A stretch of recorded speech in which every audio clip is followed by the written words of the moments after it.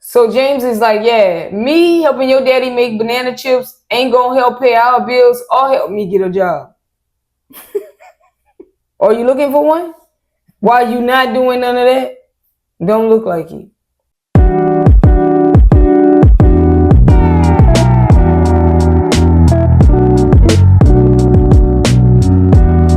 What's up, guys? Welcome back to Vine and Ruby Reacts. It's been a few days. Sorry about that. We ready to get back to this. Let's do the other way. So we're gonna not Terry. We're gonna jump right into it. We're gonna try to keep this short. Jerry and Josh. Jerry's visiting Josh in China. They out there on the way to the market with Lily, if y'all remember last week. And they were getting into it in the car. Where Josh says, thanks, Lily, for ruining Jerry's night. But Jerry says, Lily, you didn't ruin my night. I'm still happy. So when they get out of the car, Jared is trying to ask Lily, what is it that she normally do when she come down to the market? But she just changed the subject and mosey on over to the other side and then start looking at some items in the glass. I don't think she understood them at all. She didn't know what was going on. No, I was like, she didn't even answer him. She didn't understand, I don't think. So she takes him over to eat her favorite food, which is pear soup. Jerry gets some and he like it, but Josh is like, I'm gonna wait to see what else they got. Next. That's how he feel. So they find somewhere to sit down, and Jerry mentions to Lily, how about we try to close the conversation we were having earlier in the car?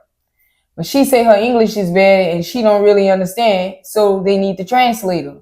So they get the translator, and Jared asks Lily, will the finances and supporting Josh be an issue for you in the future or be an issue for you at all? And she tells Jared she doesn't care that Josh has no money. She just wants him to show her gratitude for all that she do. And Jared is like, I see it. I see what Josh is saying. Like she wants him to be very grateful and thankful all the time. And he said, you know what I think? The roles are switched. Like y'all gender roles are switched. Where in America, where it's usually that the man will try to buy things for the woman. If the woman don't appreciate the things that he buys for her, he feels unloved. She says, well, Josh here, his language is security, emotional security. And that's it. He said, so I think you guys are switched. And they asked Lily, do she understand? And she says, yes. And Josh says, yeah, I'm more the sensitive type. And she's more a blunt, say it as is kind of person. Now she say she loves Josh. She feel like Josh her soulmate. But she's worried and concerned because her daughter gonna be arriving soon. She has a problem with Josh. Issues with him for the way that he treated all the things he done to her mom in the past. Whatever that is, we're going to come to find out. Oh, yes. But if she could see that Josh loves her, then she'll accept him and their relationship. It sounds like they got a big communication barrier and it's not light. Oh, yeah. It showed with the brother that if she can't understand him, she can't understand Josh.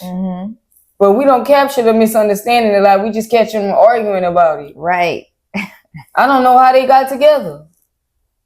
Josh says just typing. Just typing. Yeah, they can type, they can text. Let's see what happens. Josh says that if they continue to talk to each other about things that's bothering them and think positive, the relationship could work out. I disagree. It ain't gonna work like that. No. Being positive. No. Y'all can talk to each other all y'all want. Y'all not understanding each other. Right. She is like, let me pamper you and pimp up on you, my little boo thing. And you like, I just need hugs and kisses. And she's like, you need to be appreciative of what I bought. And I'm going to sit down and read the papers. Yeah. It's weird. But I mean, he acting, I wouldn't accept nothing me. I would have came with my own money. He said he did. Cover your meals and pay for the dinner most nights. Break even. Do something. Pull out the wallet. Go have. But if it was like that, I wouldn't let her buy me nothing. Right. She got to find a way to communicate in my way. You got anything else on them? No. What they gonna do when the brother leave? They're not gonna be able to talk to each other no more? The daughter comes next. So I don't know what they're gonna do. They just gonna have the translator app open. Just open. Because they're gonna need it. Next, Joanne and Sean. So they out, they seeing the sights, and while she's out trying to like explore the country with her son, she asks him what he would like to do, and he's like, go home, but home. And she's like, wow, he's being sarcastic, he's being passive aggressive, he's throwing these little sayings out. So then she goes in his room and she realizes he's already packing up, he's ready to go. And Joey tells his mom he feels like everything's a lose-lose. His dad lives 45 minutes away. She wants to live over there. Who's going to look after Jess? And she was like, I don't want you to feel like you're going to have to step up and be the parent. I'm still going to be your mom. You're going to have your dad. You're going to have your grandma. You're going to have support. You don't have to worry about what to do with him. He was like, in all actuality, I really will. He was like, him and Jess going to have to get together back home and come to a mutual agreement. And they'll get back to her with an answer.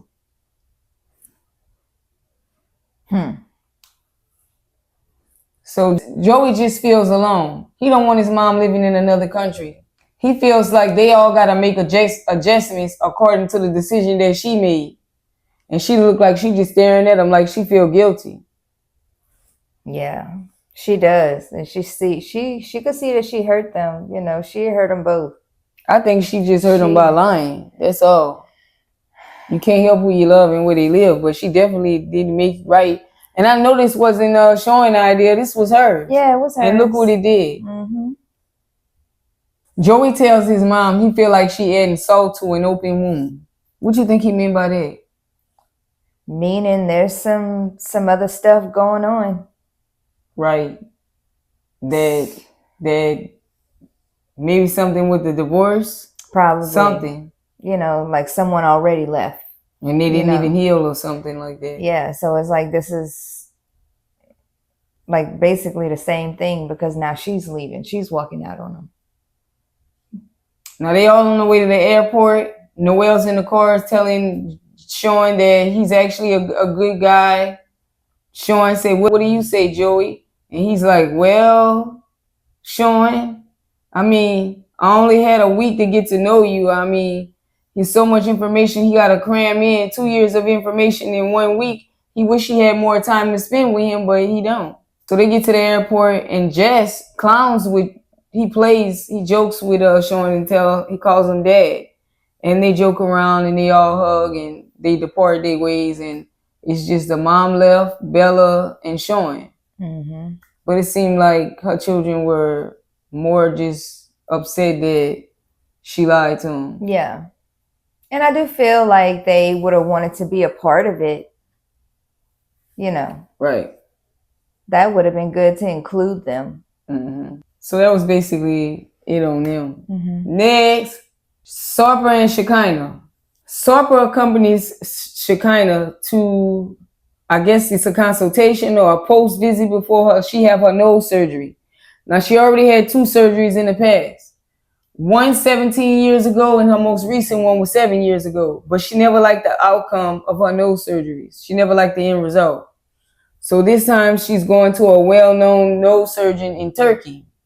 Now, while she's out there, the doctor is examining her nose and going over what he's going to do. And Sarper mentions if he can give his own pointers and give some suggestions since he's the one that's going to be having to look at her anyways. Now, the doctor say this is weird. He never had this happen before. But okay, we're going to roll with it. He already done said, you know, he's not comfortable with her getting this surgery. He's not comfortable with anesthesia. He already convinced her she's beautiful. He thinks she's starting to look like a factory production like all the other girls. And he don't want his girl to look like that. But if he can't cancel this, he going to at least go and give his input on his nose. So while he's drawing, he got his little mark on him. He making his dots and drawing his lines. And the doctor like, I can't even disagree. I would agree with what he said. I like that. Maybe the dude's just good at doing beauty stuff and modeling and things of that nature. Maybe this is natural to him. Mm-hmm. So anyways, I think the doctor going to be calling him saying, you know, you want to come in, you know, go over some noses with me? Sit in the back, give me a few tips. Tell me what you think. We could do a second look. That's all. A second look, a once over with me. What you think? Because the doctor was like, yeah. Mm-hmm. Now, he want to know if he can go in the back on surgery day. But the doctor like, no. Oh, no. Anything could happen back there. And we want to be with the best team. We already have a team. So he was like, all right. So they had to surgery the next day. And he's telling her he don't like the fact that she's going to be sleeping all day under anesthesia. And she said, just look at it as I'm taking a little nap. And he's like, no, because when you napping, I can wake you up. But anesthesia, I have no control. So the nurse assistant, I believe she goes in and she's telling them all the things that they don't need to do and consider for after surgery. And she's telling her, don't wash your face or brush your teeth for a week. And she was like, what? And she was like, no intercourse for a month. Now, Sarper losing, y'all. He got his head in his lap. He depressed. He don't like this. He don't want to go further with this. And Shekinah's like, I ain't got time for this right now. We're going to talk about that later. So she asked the nurse assistant, what if she's not the one that's going to be doing the strenuous activity that he is?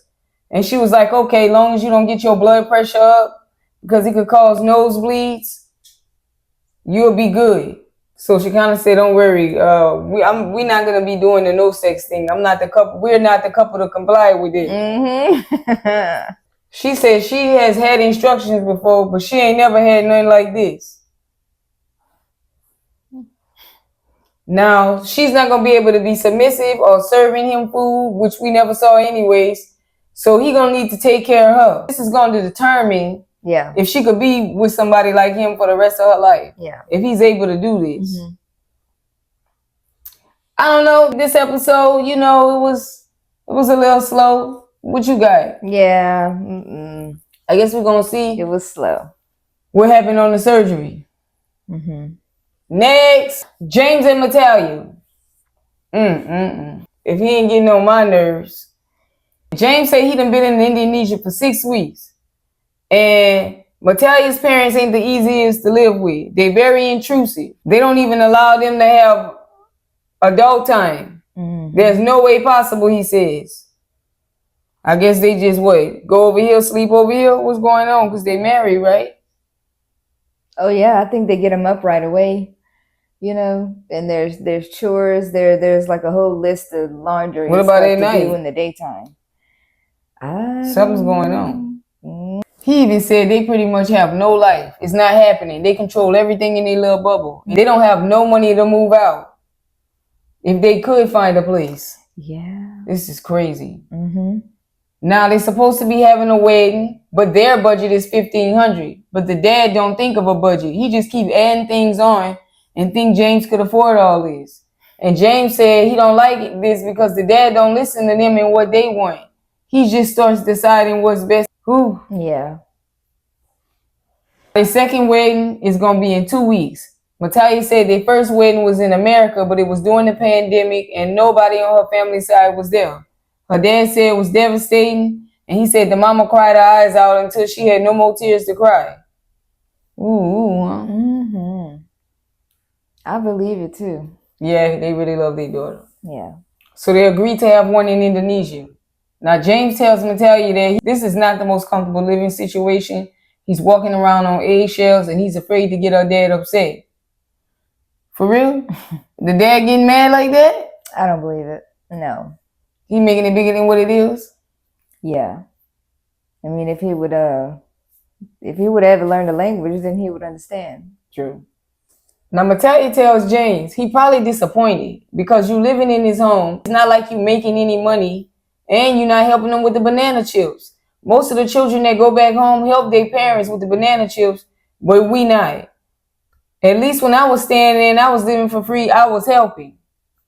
He tell her this ain't fair. That she saying that.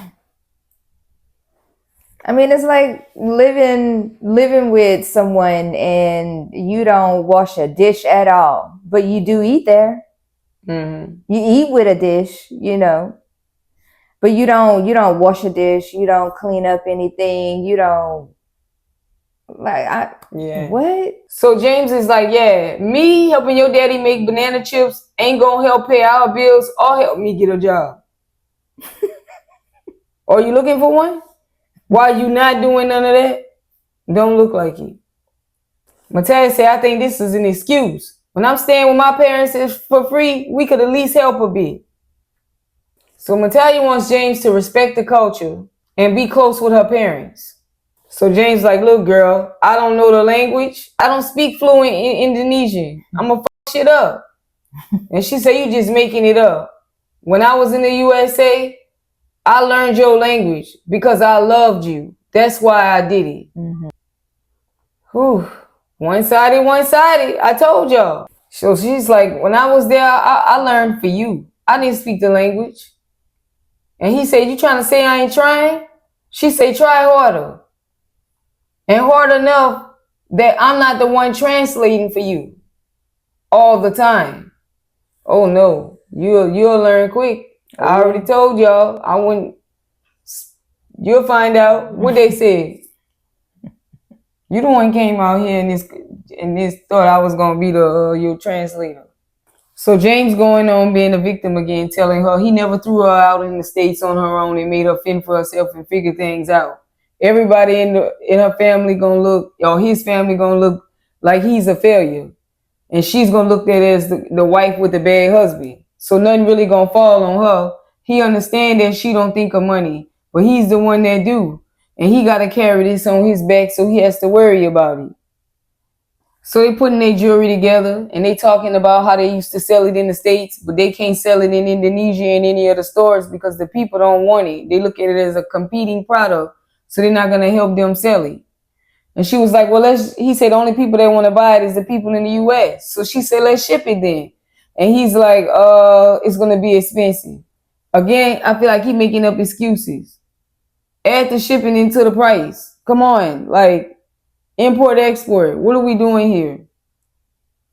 It's like, man, this wedding is expensive. I can't get a job here because I don't speak the language.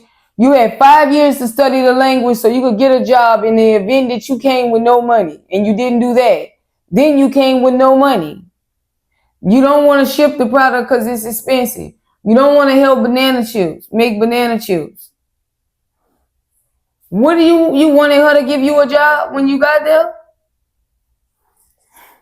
So Meitalia tells James she used to be a data scientist and she's been applying for those positions again. And he said, I didn't know you've been applying for those jobs.